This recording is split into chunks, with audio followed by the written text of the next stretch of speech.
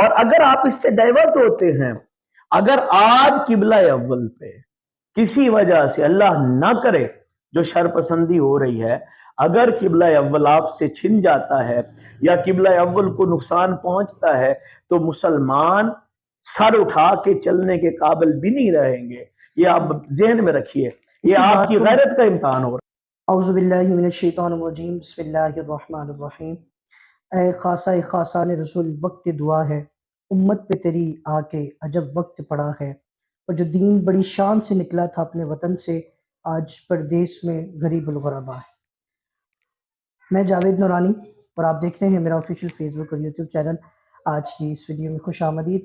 آج کی یہ خصوصی نشست خاص طور پہ فلسطین، غزہ و فلسطین میں موجود میرے بہن بھائیوں کے نام، کہ جو لوگ آج کفار و مشرکین سے برسر پیکار ہیں اور یقیناً موجودہ صورتحال سے آپ سبھی لوگ واقف ہیں. آج کی اس خصوصی نشست کا مقصد گفتگو کرنا ہے ان کے لیے، اور آپ کے سامنے بیت المقدس اور مسجد اقصیٰ کے فضائل و مناقب، غزہ و فلسطین کی جو موجودہ صورتحال ہے اور اس پر جو مسلم امہ کی خاموشی ہے، اس کو آپ کے سامنے رکھنے کی ایک ادنا سی کوشش ہے. اور میرے ساتھ آج موجود جو شخصیت ہیں، شہر فرید میں ایک بہت بڑا نام. میں اکثر آپ کے پاس جو ہے وہ بہت سیکھنے کے لیے حاضر ہوا کرتا ہوں. آپ محبت و شفقتوں سے وقت عنایت فرماتے ہیں. آج بھی میں ان کا ممنون و مشکور کہ آپ اپنے قیمتی وقت میں سے وقت عنایت فرمایا. میری مراد حضور قبلہ پیر سید فیض الحسن شاہ صاحب کاظمی. شاہ صاحب کی طرف بڑھوں گا. السلام علیکم ورحمۃ اللہ وبرکاتہ. وعلیکم السلام ورحمۃ اللہ وبرکاتہ. شاہ صاحب کا تعارف میں آپ کے سامنے جو ہے وہ کیا رکھوں، بس صرف اتنا ہے کہ جیسے ایک استاد کے پاس جو ہے وہ ایک شاگرد جو ہے وہ فیض لینے کے لیے حاضر ہوتا ہے، میں بھی ایک شاگرد کی حیثیت سے آپ کے پاس حاضر ہوا کرتا ہوں. قبلہ شادی کی بارگاہ میں پہلا سوال رکھوں گا. شاہ صاحب اس پر آپ جو ہے وہ گفتگو فرمائیے گا.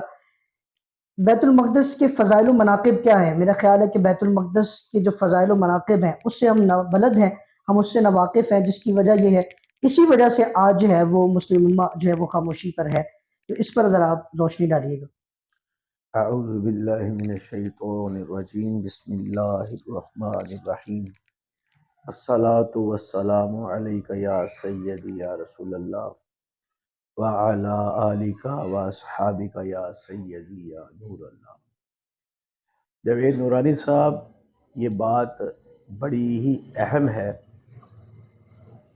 کہ فلسطین کی سرزمین اور خاص طور پر مسجد اقصیٰ اور جس کو ہم بیت المقدس کہتے ہیں، یہ مسلمانوں کے لیے اس لیے اہم ترین ہے کہ یہ ہمارا قبلہ اول بھی ہے، اور سب سے بڑا یہ کہ یہ انبیاء کی سرزمین بھی ہے.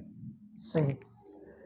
اور اس سے پہلے بھی اگر دیکھا جائے، اللہ رب العزت نے قرآن میں ارشاد فرمایا، سبحان الذی اسریٰ بعبدہ لیلا من المسجد الحرام الی المسجد الاقصی. اب بات اتنی نہیں ختم ہوئی، الذی بارکنا حولہ لنریہ من آیاتنا. اب یہاں پر سمجھ آ گئی کہ اللہ فرما رہا ہے کہ مسجد اقصیٰ تک ہم نے سیر کروائی اپنے بندے کو مسجد حرام سے، اور وہ جو مسجد اقصیٰ ہے اس کے ارد گرد برکتیں ہیں. یہ برکتیں کیا ہے؟ اگر آپ غور سے سنیں اور سمجھیں تو پتہ چلے گا کہ اسی مسجد اقصیٰ کے اطراف میں انبیاء کرام کی قبور ہے. یہ مسجد اقصیٰ کے ارد گرد وہ برکتیں ہیں جو انبیاء کے مزارات کی صورت میں ہیں. اور اس حوالے سے دیکھا جائے تو اسلام کے اندر مسجد اقصیٰ جو ہے وہ تیسری بڑی مسجد ہے، اور یہ وہ مسجد ہے کہ جس کے اندر عبادت کرنے کا ثواب مسجد حرام، مسجد نبوی کے بعد سب سے زیادہ ہے. اس حوالے سے وہاں جو قبرستان ہے اس کے بارے میں روایت موجود ہے، مسجد اقصیٰ کے 7 قبرستان. تو فرمایا کہ اگر کوشش ہو بندہ تو جنت البقیع شریف میں دفن ہو، یا پھر جنت معلیٰ شریف میں دفن ہو، یا پھر مسجد اقصیٰ کے 7 قبرستان میں دفن ہو جائے. وہاں پہ اللہ رب العزت کی برکتیں زیادہ ہیں. اب یہ معاملہ دیکھا جائے تو یہودی اس پر اپنا کلیم کرتے ہیں، عیسائی اپنا کلیم کرتے ہیں، اور الحمدللہ مسلمان اپنا کلیم کرتے ہیں. اور کلیم نہیں ہے، یہ اگر دیکھا جائے تو اسلام کے اندر مسجد اقصی ہمارا قبلہ اول ہے. جو اس سے پھر جائے گا اس کے پاس کیا بچے گا؟ سب سے بڑی تو غیرت ایمانی آپ کی چلی جاتی ہے. تو اس حوالے سے اگر ہم اس کے پیچھے چلے جائیں تھوڑا سا دیکھیں تو کہا کہ حضرت داؤد علیہ السلام نے یہاں پر مسجد اقصی کے اندر اس خیمے کو نصب فرمایا تھا جو حضرت موسیٰ کلیم اللہ علیہ السلام نے عبادت کے لیے مقرر کیا. اور پھر بعد میں موسیٰ کلیم اللہ علیہ السلام کی امت کے لوگ اسی خیمہ کی طرف منہ کر کے عبادت کیا کرتے تھے.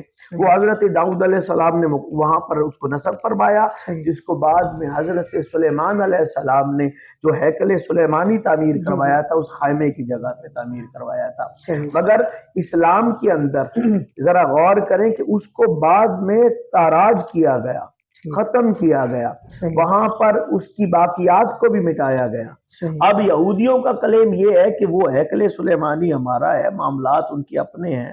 لیکن ذرا غور کر کے دیکھیں کہ رب کعبہ نے قرآن کے اندر اس کو وضاحت سے بیان فرما دیا. سبحان الذی اسری بعبدہ لیلا من المسجد الحرام الى المسجد الاقصی.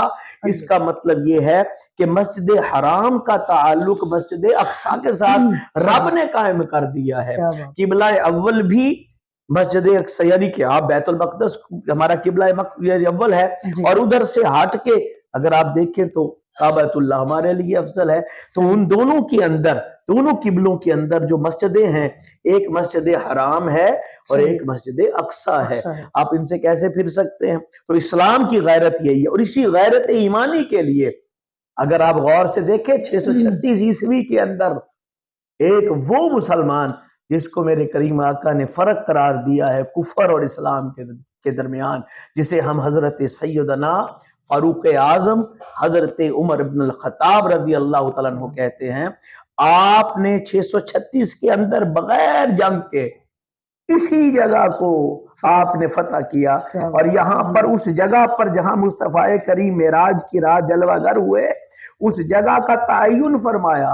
اور اس کے بعد وہاں کے جو لوگ تھے ان سے پوچھنے کے بعد جس جگہ پہ عبادت ہوئی ہے اس جگہ پہ مسجد کو قائم فرمایا.